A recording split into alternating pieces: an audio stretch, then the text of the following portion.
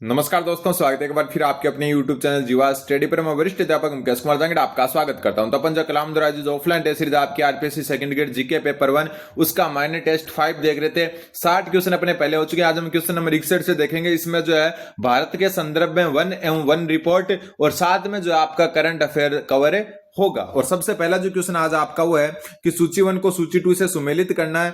इधर जो है आपकी वार्षिक वर्षा दी हुई है और इधर संबंधित राज्य क्षेत्र दिया हुआ है। तो 200 मीटर से अधिक बारिश वाले जो क्षेत्र हैं वो कौन से हैं? तो वो है असम, वो है मेघालय। आपको पता ही है मेघालय का जो मासिनराम है वहां पर पहले चेरापूंजी था, अब मासिनराम में जो है विश्व की सर्वाधिक जो है वार्षिक वर्षा रिकॉर्ड की जाती है। फिर है 100 से 200 सेंटीमीटर।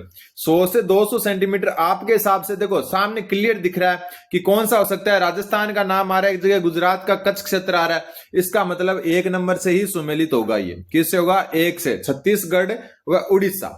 फिर बात आती है आपको, देखो यहां पर अब जो है मेन है कि एक है 50 से 100 सेंटीमीटर और एक है 50 से कम सेंटीमीटर। तो यहां पर साथ में मध्य प्रदेश आ रहा है। इसका मतलब ये इसी से सुमेलित होगा, क्योंकि कच्छ का रण एकदम जो है एक प्रकार से नमकीन, या हम कह सकते हैं जो है एक नमक का जो है रेगिस्तान है। तो यहां जो है आपकी 50 सेंटीमीटर से कम बारिश से होती है। ठीक है, तो गुजरात क्षेत्र व पंजाब का पश्चिमी क्षेत्र। ठीक है, यहां पर जो क्या होती है 50 सेंटीमीटर से कम बारिश से होती है। तो जो जिस कलर से लिखा हुआ है उससे क्या है? सुमेलित है। अगला अगला क्वेश्चन पढ़े उससे पहले मैं बता दूं कि अपना ऐप है परफेक्ट मॉक। कौन सा? परफेक्ट मॉक, जिसका लिंक डिस्क्रिप्शन में दिया हुआ है। वरना आप टेलीग्राम ग्रुप पर जाकर इसको जो है वैसे ज्वाइन कर सकते हो, वरना प्ले स्टोर से डायरेक्ट डाउनलोड कर सकते हो। ठीक है, इस पर जो है एक तो 49 रुपए में आपकी सेकंड ग्रेड की करंट अफेयर की टेस्ट सीरीज चल रही है, जिसको 300 प्लस स्टूडेंट ले चुके हैं अभी। ठीक है, और दूसरी जो है आपकी 249 रुपए में 55 टेस्टों की टेस्ट सीरीज, किसकी? सेकंड ग्रेड जीके की। ठीक है, और इन दोनों में डेमो टेस्ट फ्री दिए हुए हैं ताकि आपको पता चले टेस्ट का लेवल क्या है। और मैं वापस बता रहा हूं 55 टेस्ट बहुत ज्यादा होते हैं जीके के पेपर के, और इतने क्वेश्चन कवर हो जाएंगे और सारे के सारे आरपीएससी लेवल के क्वेश्चन है। ऐसा नहीं है कि वन लाइनर क्वेश्चन है, पूरे कथन कारण वाले एबीसी सही है सब। और सारे क्वेश्चन जीवा स्टडी द्वारा खुद बनाए हुए क्वेश्चन है, कोई भी कॉपी पेस्ट क्वेश्चन नहीं है। मेरे कहने पर एक बार डेमो टेस्ट जरूर जाकर देखें। बहुत ज्यादा तेजी से जो है ये वायरल भी हो रहा है, क्योंकि इतने कम रुपए में 55 टेस्ट और साथ में लेवल भी उनका इतना हाई है कि आपको खुद को आप रिव्यू देख सकते हो, आप ऐप पर जाकर रिव्यू देख सकते हो, प्ले स्टोर पर रिव्यू देख सकते हो, क्योंकि कोई भी क्वेश्चन कॉपी पेस्ट है ही नहीं यहाँ पर। तो मेरे कहने पर एक बार परफेक्ट मॉक को जरूर जाकर विजिट करें, लिंक डिस्क्रिप्शन में है, वरना आप प्ले स्टोर से डायरेक्ट डाउनलोड कर सकते हैं। फिर बढ़ते हैं आगे। भारत में सर्वप्रथम मानसून कहां आता है? भारत में सर्वप्रथम मानसून कहां आता है? तो सर्वप्रथम आता है अंडमान एवं निकोबार पर। ठीक है, यहां जो है 20 मई को ही मानसून पहुंच जाता है। कितनी मई को? 20 मई को। और मुख्य भूमि की बात करें तो मुख्य भूमि में आता है केरल में 1 जून को। और केरल के अलावा ये आता है अगरतला में। अगरतला कहां पर आपको पता ही है। ठीक है, तो केरल के अलावा कहां पर आता है? अगरतला में जो आता है, क्योंकि जो है उत्तर पूर्वी जो है भारत, मान लो इस हिसाब से भारत है, तो यहां और यहां दोनों जगह बराबर ही जो है पूर्वोत्तर और दक्षिण भारत में बराबर टाइम पर ही क्या करता है? प्रवेश करता है। फिर बात करें अपन आगे बढ़ते हुए कि जो है 5 जून को ये मानसून पहुंचता है चेन्नई। चेन्नई के अलावा मंगलोर, जो बेंगलोर के पास है, मंगलोर भी पहुंच जाता है। मुंबई की बात करें तो मुंबई में ये 10 जून को पहुंचता है, लेकिन मुंबई के अलावा ये बिहार की राजधानी पटना में भी पहुंच जाता है। अब अपन जो है वापस मैं दिखा देता हूं, मान लो कि ये भारत है ऐसे। ठीक है, इस हिसाब से करके ऐसे भारत है, रफ जो है नक्शा है। अब यहां से भी मानसून प्रवेश करता है और इधर से भी करता है, ऐसे भी आता है जो हिमालय के जो है समांतर चल के। तो यहां जो मान लो मुंबई यहां पर है, यहां पहुंचता है इतने में, यहां पटना में इधर से भी पहुंच जाता है। तो दूरी भले ही बीच में बहुत सारी है मुंबई पटना के, लेकिन टाइम जो है कि लगता है। फिर बात करें अपन जो है जो राजस्थान की राजधानी जो है कौन सी है अपनी? जयपुर। तो यहां 1 जुलाई को पहुंचता है जयपुर में, लेकिन राजस्थान अकेला नहीं रहता है, इसको दिल्ली को साथ लेकर चलता है, क्योंकि दिल्ली अपने पास में है। तो जयपुर व दिल्ली में जो है 1 जुलाई को पहुंच जाता है कौन? मानसून। और राजस्थान में सबसे लास्ट में कहां पहुंचता है? 15 जुलाई को। कहां पर? जैसलमेर में। कहां पर है? जैसलमेर में पहुंचता है राजस्थान में सबसे आखिर में। तो यह सारा आपको ध्यान में रखना है। अगला क्वेश्चन, अगला क्वेश्चन है, एबोनी व सिनकोना वृक्ष निम्नलिखित में से किस प्रकार के वन में पाए जाते हैं? कौन से? एबोनी व सिनकोना वृक्ष। तो ये जो है आपके कौन से प्रकार के वन में पाए जाते हैं? तो उष्ण कटिबंधीय सदाबहार वन। ठीक है, इनमें और मैं बता देता हूं क्या क्या पाया जाता है। एक महोगनी जो है, नाम बार बार सुना होगा आपने महोगनी, वो भी यहीं पाई जाती है। ठीक है, एक रोजवुड है, वो यहीं पाया जाता है। नारियल, ये भी इसी प्रकार के वन में पाया जाता है। और एक बेंत। तो ये सारे पाए जाते हैं किसमें? आपके जो है किसमें? उष्ण कटिबंधीय सदाबहार वन में। और ये जो है पूरी की पूरी पीडीएफ जो है आपको जो डिस्क्रिप्शन में टेलीग्राम ग्रुप है वहां सॉल्यूशन के साथ में मिल जाएगी। फिर ISFR 2023 जो रिपोर्ट है, इंडियन जो स्टेट फॉरेस्ट रिपोर्ट है आपकी, उसके अनुसार भारत में वनावरण व वृक्षावरण के अंतर्गत सर्वाधिक क्षेत्रफल वाला राज्य। तो सर्वाधिक क्षेत्रफल वाला राज्य कौन सा है? देखो ध्यान में रख लेना, यहां पर क्षेत्रफल पूछा है, प्रतिशत नहीं पूछा। तो सर्वाधिक क्षेत्रफल वाला कौन सा है? मध्य प्रदेश। 2 नंबर पर किसका नाम आता है? अरुणाचल प्रदेश का। 1 मिनट, ये ओपन हो गया। 2 नंबर पर नाम आता है आपका अरुणाचल प्रदेश का। किसका? अरुणाचल प्रदेश का। यहां जो है प्रतिशत के आधार पर क्या है? सर्वाधिक वन क्षेत्र है। प्रतिशत के आधार पर प्रतिशत के नहीं, सर्वाधिक क्षेत्रफल पर क्या है? मध्य प्रदेश और अरुणाचल प्रदेश जो है यहाँ पर वन क्षेत्र पाया जाता है। प्रतिशत के आधार पर, वैसे आगे आएगा लेकिन फिर भी मैं बता देता हूं, प्रतिशत के आधार पर जो है आपका सर्वाधिक वन, सर्वाधिक की बात कर रहा हूं प्रतिशत के आधार पर, तो सर्वाधिक है मिजोरम में। कहां पर? मिजोरम में। और 2 नंबर पर आता है आपका कौन? अरुणाचल प्रदेश। तो दोनों चीजें अलग अलग है, थोड़ा सा ध्यान से देख लेना कि भारत में वन क्षेत्रफल के आधार पर सर्वाधिक मध्य प्रदेश, फिर अरुणाचल प्रदेश। और प्रतिशत के आधार पर जो सर्वाधिक है वो किस पर होगा? मिजोरम में सर्वाधिक है, फिर जो है अरुणाचल प्रदेश में। ये जो है कुल जो क्षेत्रफल है राज्य का उसका प्रतिशत है, और ये है कुल क्षेत्रफल। ठीक है, अब आगे बढ़ते हैं अपन क्वेश्चन नंबर 65 में। भारतीय वन सर्वेक्षण रिपोर्ट 2023 के अनुसार निम्नलिखित राज्यों और केंद्र शासित प्रदेशों में किसमें मैंग्रोव वन का क्षेत्रफल सबसे बड़ा है? कौन से one? Mangrove one. Mangrove one सर्वाधिक आपके पश्चिम बंगाल में। कहां पर है? पश्चिम बंगाल में। फिर है गुजरात में। कुल जो मैंग्रोव वन है उसका 42.45% आपका बंगाल में है, 23.32% गुजरात में है। तीसरे स्थान पर जो आपका आता है वो आता है कौन सा? आंध्र प्रदेश। आंध्र प्रदेश। आंध्र प्रदेश में कुल मैंग्रोव वन का 8.44% है। और चौथे नंबर पर जो आता है वो आता है महाराष्ट्र। और महाराष्ट्र में जो है कुल जो मैंग्रोव वन है उसका 6.31% है। तो ध्यान में रख लेना, मैंग्रोव वन का सर्वाधिक क्षेत्रफल पश्चिम बंगाल में, गुजरात में। फिर है Indian state of forest report ISFR 2023 के अनुसार देश के कुल भौगोलिक क्षेत्र का कितना प्रतिशत वन आवरण था? कितना प्रतिशत वन आवरण था ये बताना है। तो ये था 21.76%। इसको मैं थोड़ा और अच्छे से बता देता हूं आपको। इसमें अलग अलग प्रकार के होते हैं, यहां लिख देता हूं। सबसे पहले बात करें अभिलेखित वन की। किसकी बात करें? अभिलेखित वन की। अभिलेखित वन की बात करें तो ये आपका 23.59% है। ठीक है, फिर बात अपन करते हैं किसकी? वन आवरण की। और वन आवरण अभी ऊपर अपन देख चुके हैं कि जो है कुल भौगोलिक क्षेत्र का कितना प्रतिशत वन आवरण है, तो 21.76%। ठीक है, फिर एक आता है वृक्षावरण। क्या आता है? वृक्षावरण। जो वृक्षों का आवरण है वो उसकी बात करें तो ये है 3.41%। कितना है? 3.41%। और कुल अगर अपन बात करें, मतलब वृक्षावरण प्लस वनावरण की बात करें, क्योंकि हर किसी प्रकार से पूछ सकते हैं, तो इन दोनों की अगर बात करें तो ये 25.17% है। तो सभी आपको याद रखने हैं, लेकिन वनावरण को अलग से 21.76% याद रखना है। फिर Indian state of forest report 2023 के अनुसार वनावरण के अंतर्गत सर्वाधिक प्रतिशत भूमि वाला राज्य, अभी ऊपर बात कर चुके हैं कि प्रतिशत के आधार पर सर्वाधिक कहां है, तो प्रतिशत के आधार पर मिजोरम है। और मिजोरम में जो है 85.34% जो है इससे ऊपर है। एकमात्र राज्य है जो 85 से ऊपर है, एकमात्र जो 85% से ऊपर है। और 2 नंबर पर आपको पता ही है अरुणाचल प्रदेश है। कौन है? अरुणाचल प्रदेश। आगे बढ़ते हैं। फिर आपका क्वेश्चन नंबर जो है 68। 68वां क्वेश्चन है कि निम्न में से किस प्रकार के वन भारत में सर्वाधिक प्रतिशत क्षेत्रफल में विस्तृत है। सर्वाधिक प्रतिशत क्षेत्र में जो है किस प्रकार के वन है, तो ये है उष्णकटिबंधीय शुष्क पतझड़ वन। कौन से? शुष्क पतझड़ वन जो है सबसे ज्यादा जो है भारत में पाए जाते हैं प्रतिशत के आधार पर।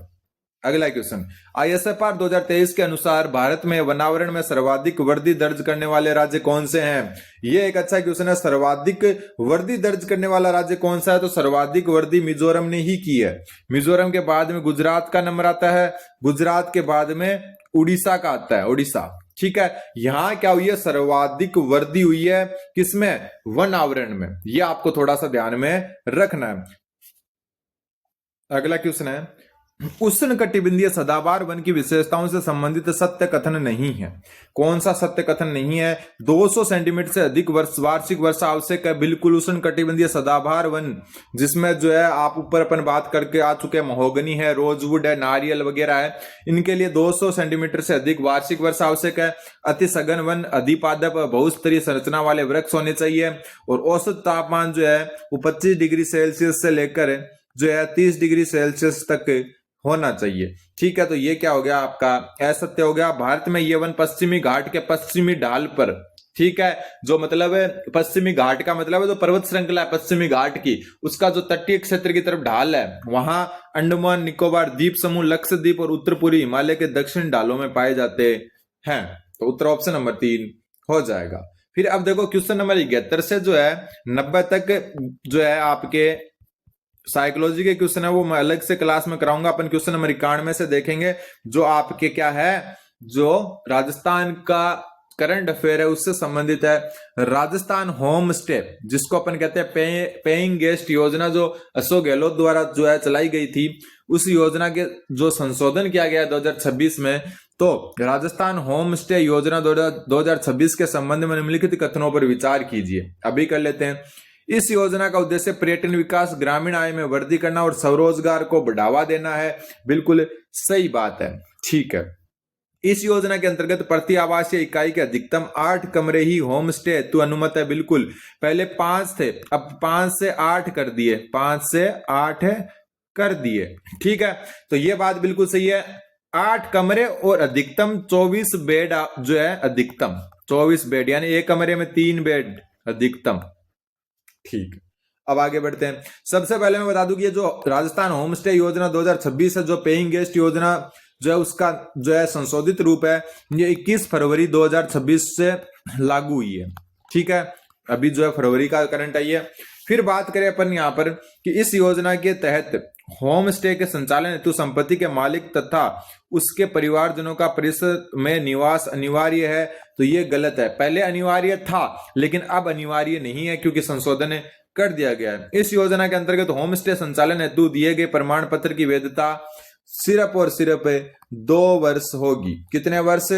2 वर्ष होगी। तो ये भी क्या है? गलत। तो ए बी सही है इसमें, तो सत्य कथन है ए व बी, ऑप्शन नंबर 2। अगला क्वेश्चन, इंडियन स्टोन मार्ट 2026 के संबंध में निम्नलिखित कथनों पर विचार कीजिए। अब देखो ऐसे क्वेश्चन आने लगे करंट में, पहले तो 1 लाइनर आते थे, और इसी को ध्यान में रखते हुए जीवा स्टडी के खुद के बनाए हुए क्वेश्चन की टेस्ट सीरीज मात्र 49 रुपए में नवंबर 2025 से जून 2026 तक का करंट, आर्थिक समीक्षा, बजट, खेल, पुरस्कार का अलग से टेस्ट, प्रैक्टिस सेट के साथ आप जो है परफेक्ट मॉक को विजिट कर सकते हैं। और वो मैं पहले बता चुका आपको कि प्ले स्टोर से परफेक्ट मॉक जीवा स्टडी का जो ऐप है उसको डाउनलोड कर सकते हैं। तो इंडियन स्टोन मार्ट 2026 जो है उसके संबंध में जो है अपने को देखना है। सबसे पहले अपन बात करें, इस मार्ट का आयोजन 5 से 8 फरवरी तक JECC सीतापुरा जयपुर में किया गया। बिल्कुल सही बात है, ये इसका 13वां आयोजन था। कौन सा आयोजन है? 13वां आयोजन था। ठीक है, इस मार्ट के आयोजन के दौरान सरकारी पवेलियन श्रेणी में श्रेष्ठ प्रदर्शन करने हेतु राजस्थान खान एवं भूविज्ञान, एक तो ये ध्यान में रख लेना, एवं राजस्थान स्टेट माइंस एवं मिनरल्स को प्रथम पुरस्कार प्रदान किया गया। ये भी बिल्कुल सही है, ये भी आपको ध्यान में रखना है। ठीक है, फिर इस मार्ट का आयोजन centre for development of stone, जिसको अपन जो है सीडोस कहते हैं, द्वारा किया गया। ये भी बिल्कुल सही है। तो उत्तर ए बी सी तीनों सही है।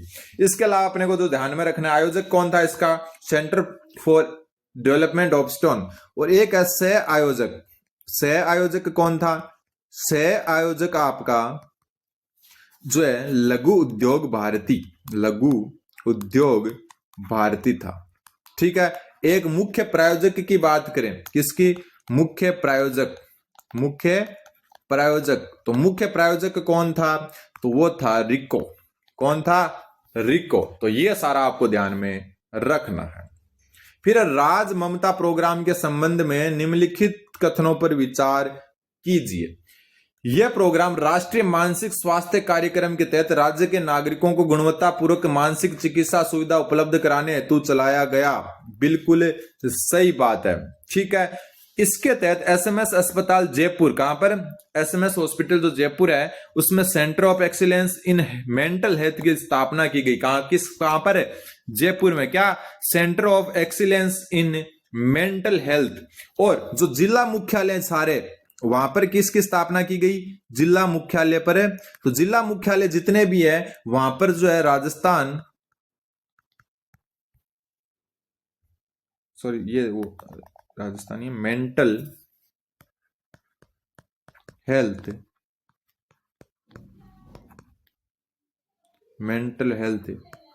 Care cell.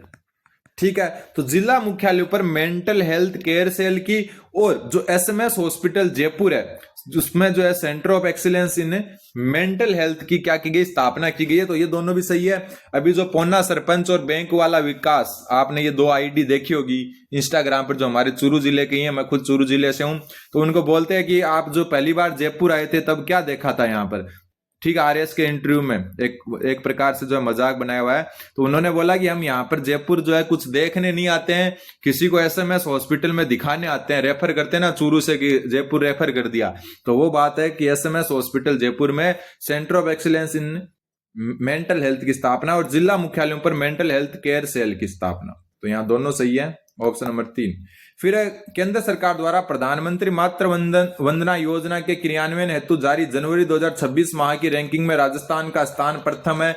ध्यान में रख लेना, प्रधानमंत्री मातृ वंदना योजना। फिर है हाल ही में साइबर सुरक्षा जागरूकता संरक्षण एवं न्याय तक समावेशी पहुंच विषय पर आयोजित राष्ट्रीय सम्मेलन के संबंध में निम्नलिखित कथनों पर विचार करो। साइबर सुरक्षा जागरूक संरक्षण एवं न्याय, ये जो टॉपिक था। तो सबसे पहले कि 20 से 22 फरवरी तक इस सम्मेलन का आयोजन बिल्कुल किया गया, लेकिन राष्ट्रीय विधि विश्वविद्यालय जोधपुर में नहीं किया गया। जो 20 से 22 फरवरी तक किया गया, लेकिन कहां किया गया? Rajasthan international centre